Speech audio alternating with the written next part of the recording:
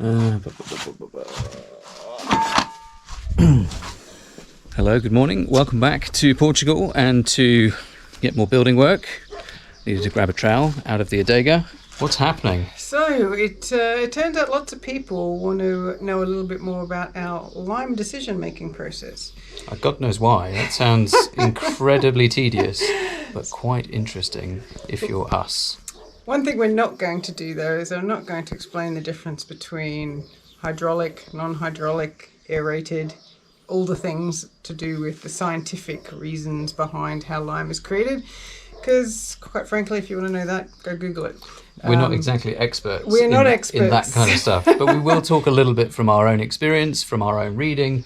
You've read many things. Yeah, and so we'll go through a really high level of kind of what we learned and why and which of those bits that we learned we took to make the decisions that we made. And we are also going to do a demo. A few demos. The one I'm most excited about is how to slake quicklime into lime putty.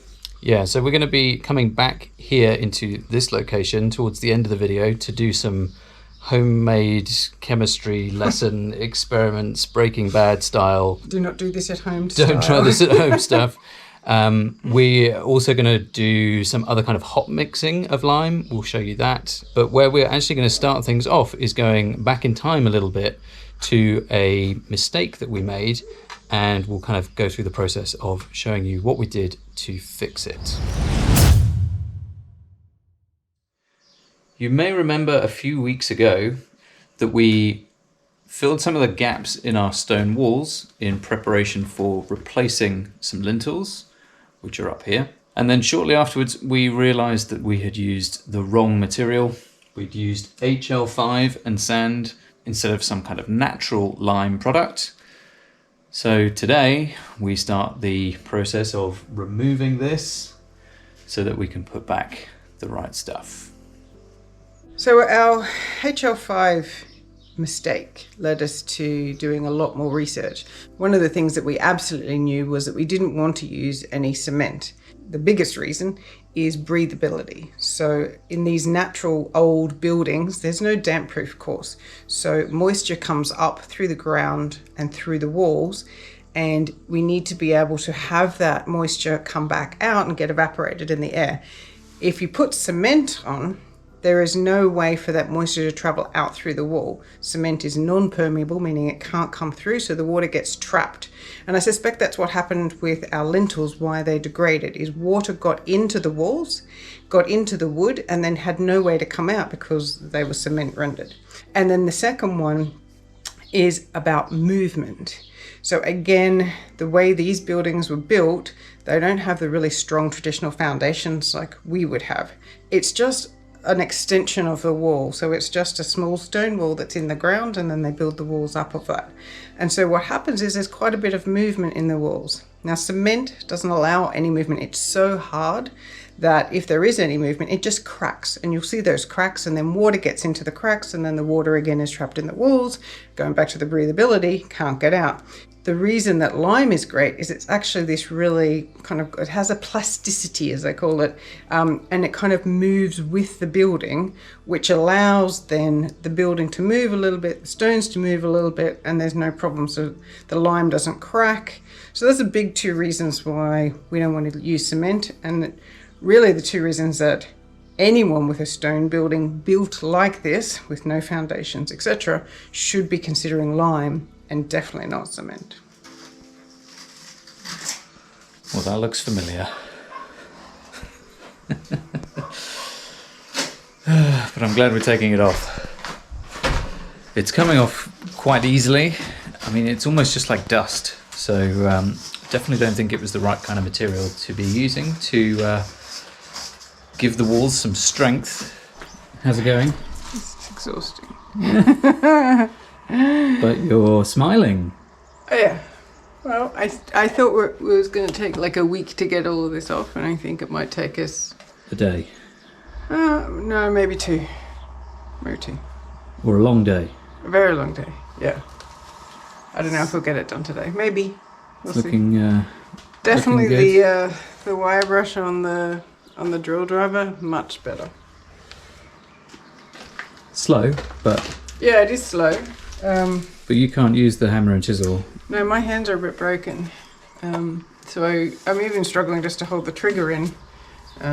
Too much Need an RSI, elastic band. Too much repetitive action. What? Put an elastic band around the trigger. Yeah, just hold it. Too many days of holding the trigger on the brush cutter and other things. It's, Yeah. the body can only take so much.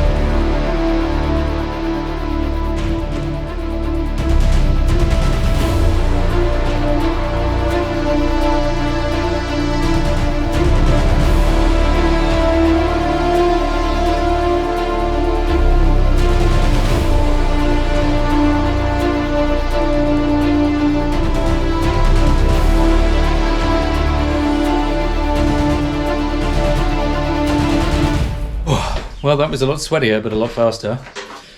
From what I was doing this morning, I didn't think it would be too detrimental to use the machine, and so that's what we did. Let me just show you a couple of things. The differences between some of these materials might be quite interesting.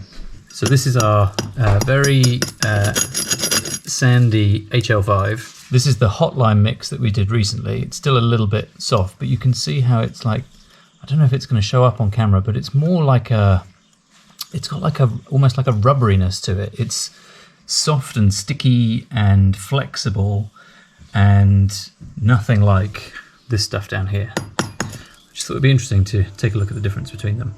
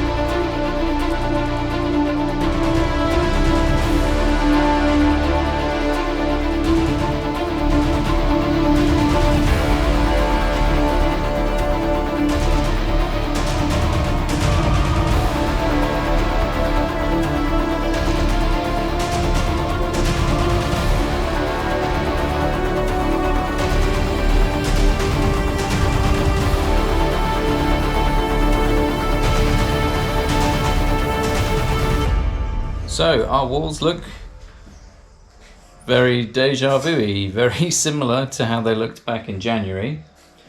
But I'm really glad that we took this off.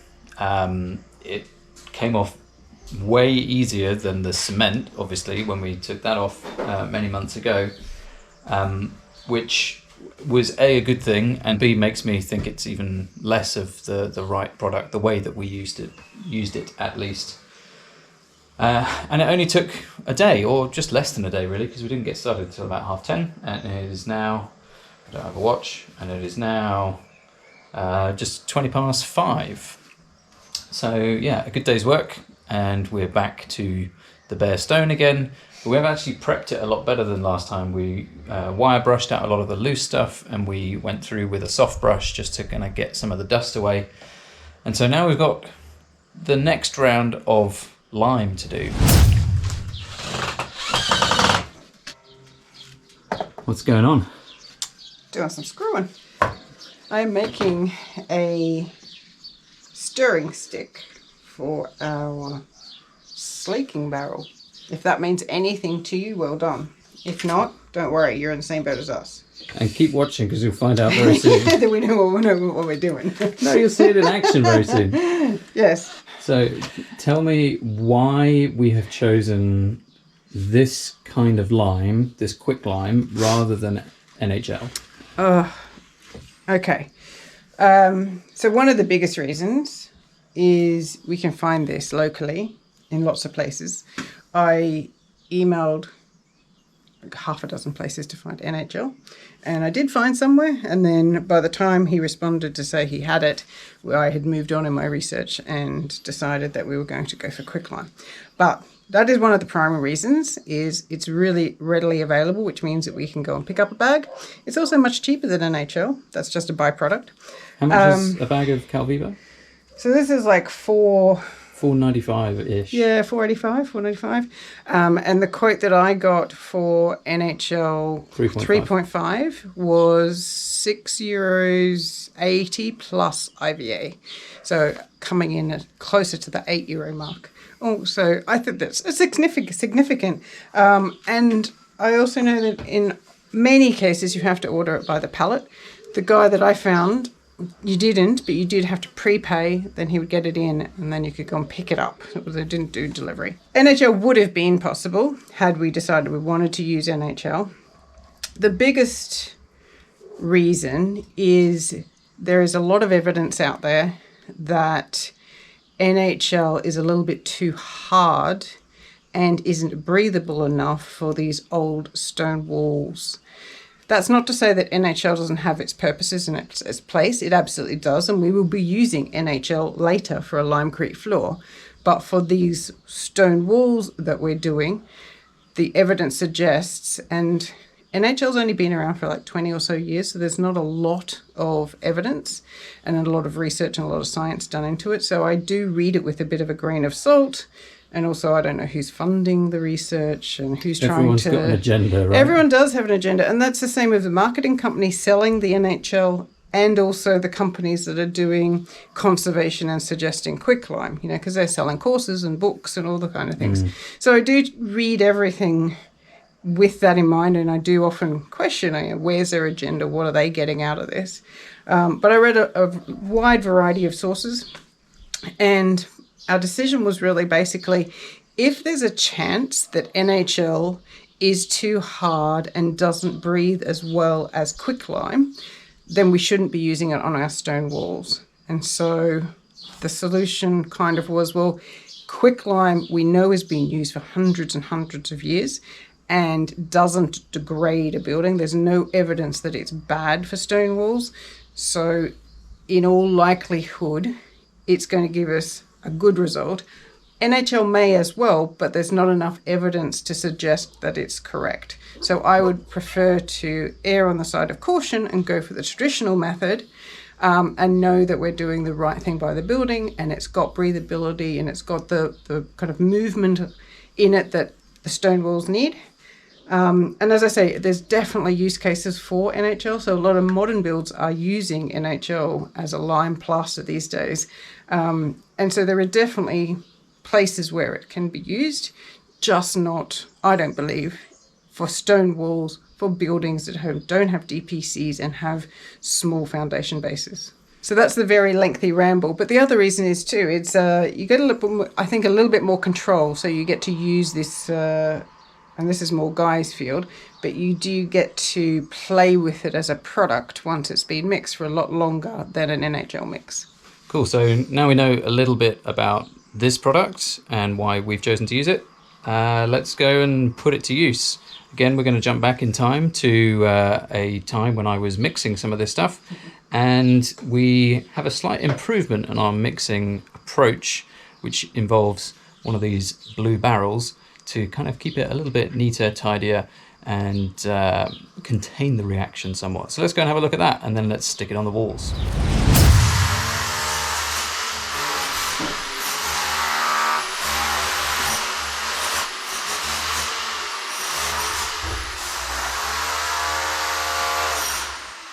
So it's a new day, and it is time to get some lime into our freshly naked stone walls. We removed all the HL5 yesterday, or the day before, and we're going to mix up some lime.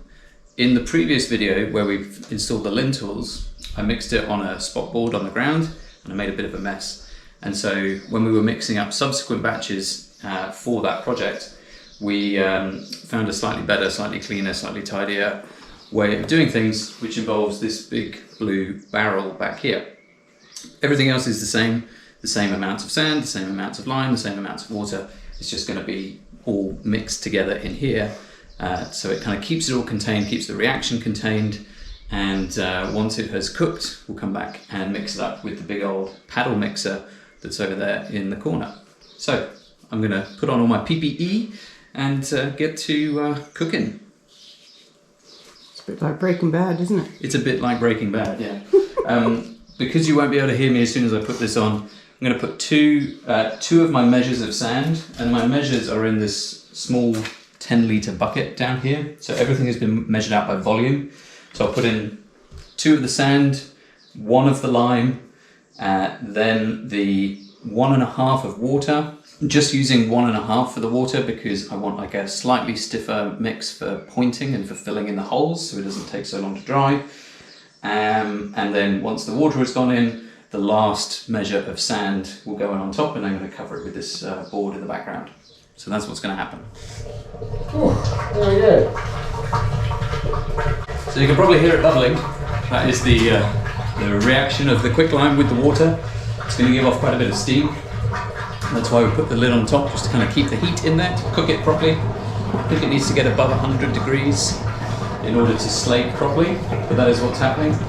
And what will happen is the water will be absorbed by all of the dry materials in there, and it will kind of form like a dome on top and kind of contain the reaction and cook it all. And in about 20 minutes or so, we'll have some lime to work with. So still steaming away, but you can see how it's kind of cracked and exploded like some kind of volcanic eruption. The lime has been slaked, but it was all contained inside of this bucket, so steamy lens.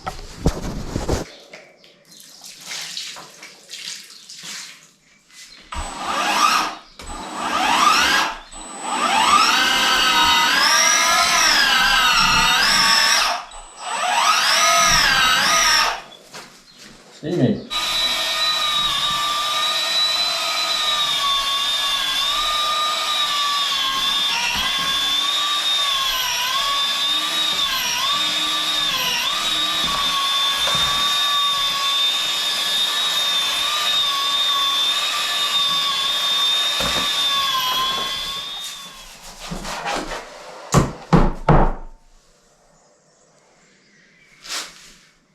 That's a good mix. It's really warm still. Can't believe how much it's still steaming. Yeah, it's crazy, isn't it? Ugh.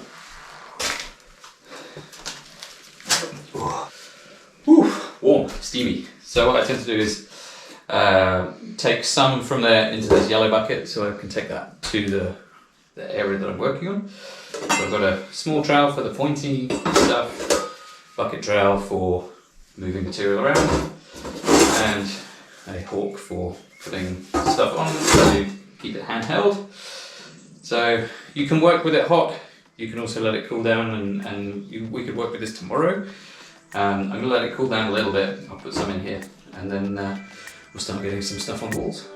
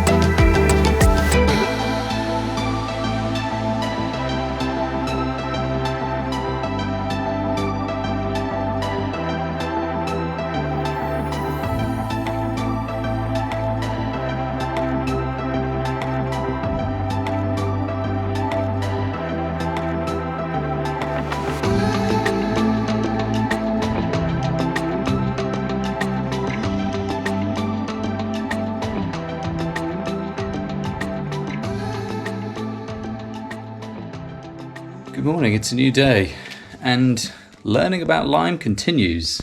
I discovered the name for what I've been doing. It's not called pointing, it's called dubbing out or dobbing out. I've seen both words used kind of interchangeably. It's this process of filling the voids, filling them with stone and with lime to kind of fill those big gaps before doing the kind of first proper coat. So I thought that was interesting, thought I would share it with you. The other thing that I learned from doing a whole bunch of this dobbing out, is I think my mix was a little bit too wet. It was nice and smooth and really great to work with, and I was really starting to get into a good rhythm with both with the material but also with the tools, with the trowel and the hawk, which made it quite an enjoyable process. But I think my mix was a bit too wet, and so there has been a little bit of shrinkage. Apparently that is to be expected when working with any kind of lime under any kind of conditions, but it was quite warm yesterday, and because we've got these fairly porous stone walls, any of that excess moisture in the mix was being drawn out a little bit faster, which then means that the lime dries a bit too quickly and can be prone to more shrinkage. So yeah, of course we are very much DIYers and learning this as we go and trying to share as much as we learn as we go in case it helps anybody else in the future. So just a quick update. Let's get back to the action.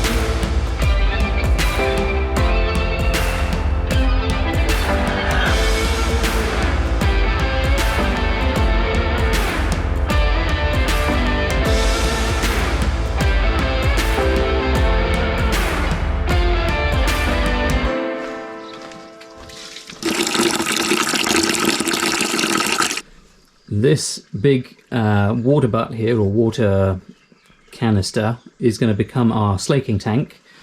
We're going to put a bunch of water in there, and then we're going to take these 2 bags just as a test batch and empty them into here. And so this is not mixing mortar or anything for pointing. This is going to be making our own lime putty. And that lime putty can be used in a few different ways. We can use it in a mix with some sand to make a like a plastering coat, or Sorry about that. or you can use that putty and thin it down with water to make a lime wash.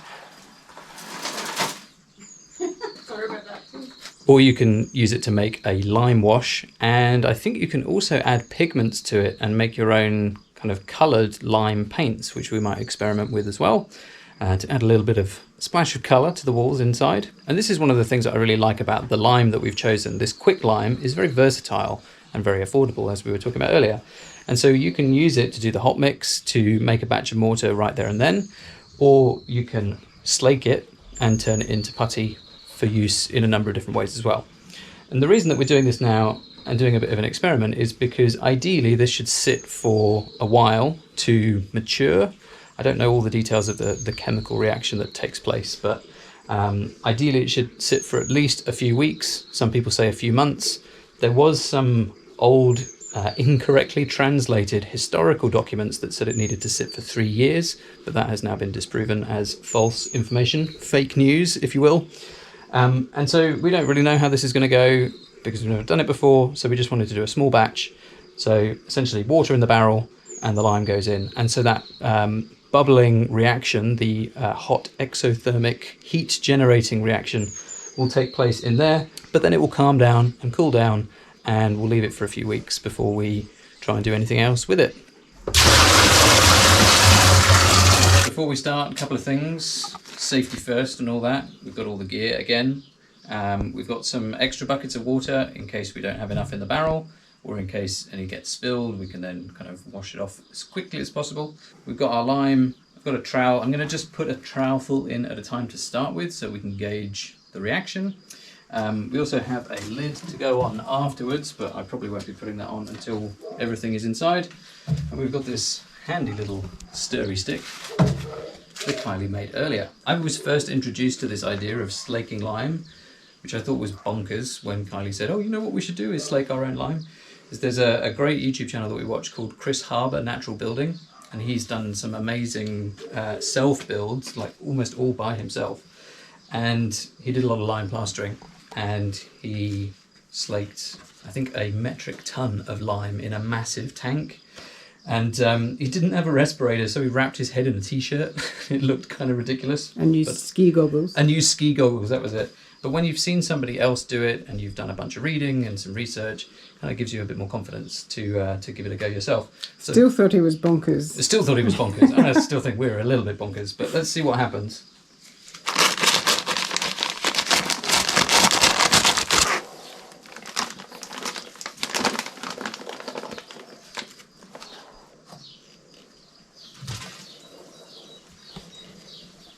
A bit of an anticlimax.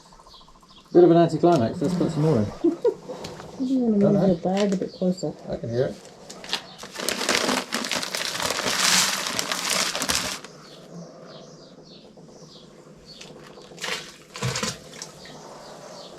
Try not to get the trowel wet here.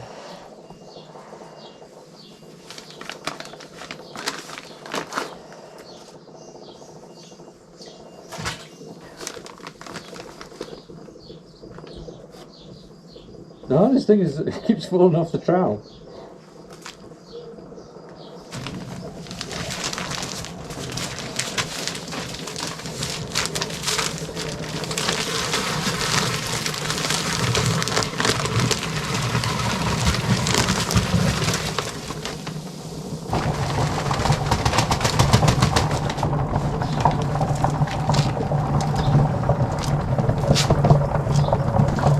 I'm definitely standing back. Yeah, right.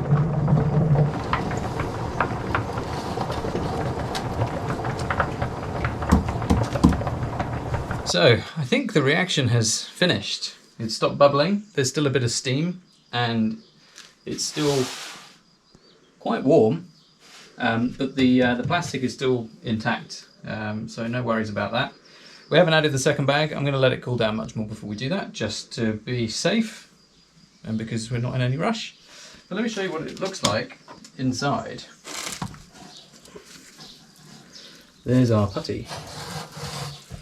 And so it needs to sit for a while and mature. A couple of weeks. For a few weeks.